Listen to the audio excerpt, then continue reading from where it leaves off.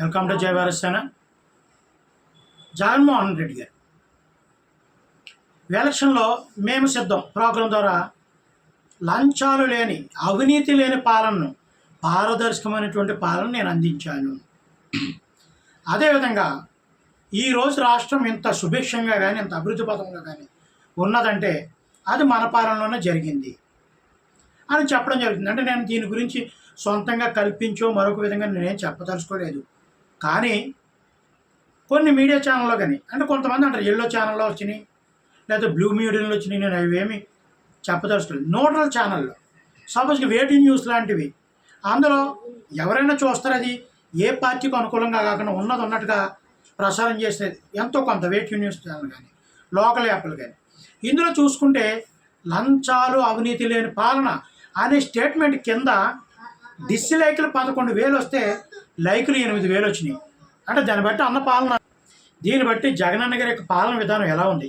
అదే కాదు, మీరు సర్వసాధారణంగా ఒక మినిస్టర్ స్టేట్మెంట్ ఇచ్చిన, ఒక వైసీపీ నాయకుడు స్టేట్మెంట్ ఇచ్చిన, చాలా న్యూట్రల్ యాప్ల్లో కానీ న్యూట్రల్ మీడియాలో కానీ సర్వే చేస్తే డిస్లైక్లు ఎక్కువ ఉంటాయి, లైక్లు తక్కువ ఉన్నాయి.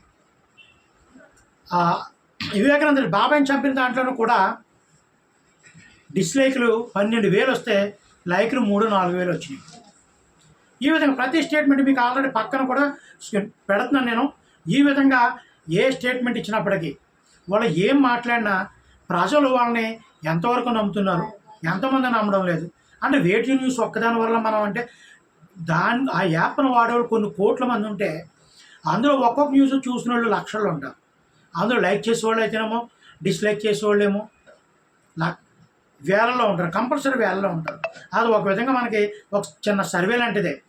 ఇలా గమనించుకుంటూ పోతే ఒక విధంగా రాష్ట్రంలో వైసీపీ ప్రభుత్వానికి కానీ జగన్మోహన్ రెడ్డికి కానీ ఎదురుగాలి వీస్తుందని మనం చెప్పక తప్పదు. ఎందుకంటే కొన్ని సర్వేలు ఉంటాయి, 10 రోజులకో సర్వే, 20 రోజులకో సర్వే.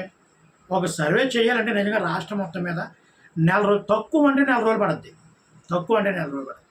కానీ 10 రోజులకో సర్వే, 20 రోజులకో సర్వే అని నమ్మనవసరం లేదు. సర్వే అనేది ప్రజల్లోకి వెళ్ళాలి, స్వతంత్రంగా ప్రజలు నిర్ణయం తీసుకోవాలి. మనం వెళ్ళి మైకి పెట్టి ఏ జగన్మోహన్ అది చేశాడు ఇది చేశాడు లేకపోతే చంద్రబాబు ఎలాంటి వాడు అలాంటి, మనం కొన్ని ఓటర్లను కానీ అక్కడ బయట ఉన్నటువంటి వ్యక్తిని కానీ ప్రభావితం చేసే ప్రశ్నలు అడిగినప్పుడు వాళ్ళు ఎంతో కొంత ప్రభావితం అడుగుతుంటారు. అలాగే స్వతంత్రంగా చదువుకున్న వాళ్ళు కానీ ఎవరైనా ఆ న్యూస్ చూసి వాళ్ళ చేత్తో క్లిక్ చేసినప్పుడు ఎవరో ప్రభావితం చేసినట్టు ఉండదు. అటువంటి ఎంతో కొంత 100% కాకపోతే 90% అయినా వాస్తవాలు ఉంటాయి అన్నమాట. దీన్ని బట్టి చూస్తుంటే అందులో ఉన్నటువంటి వేట్ న్యూస్ కానీ కొన్ని యాప్లు కానీ చూసుకుంటే అందులో వచ్చే సర్వేలు చాలా వరకు వైసీపీ స్టేట్మెంట్ ప్రతిదానికి డిస్లైక్లు ఎక్కువ ఉంటాయి, లైకులు తక్కువ ఉంటాయి. దీన్ని బట్టే ప్రభుత్వం యొక్క వ్యతిరేకత ప్రజలు ఎంత ఉందో చెప్పుకోవచ్చు. జై భీమ్ అందరికీ.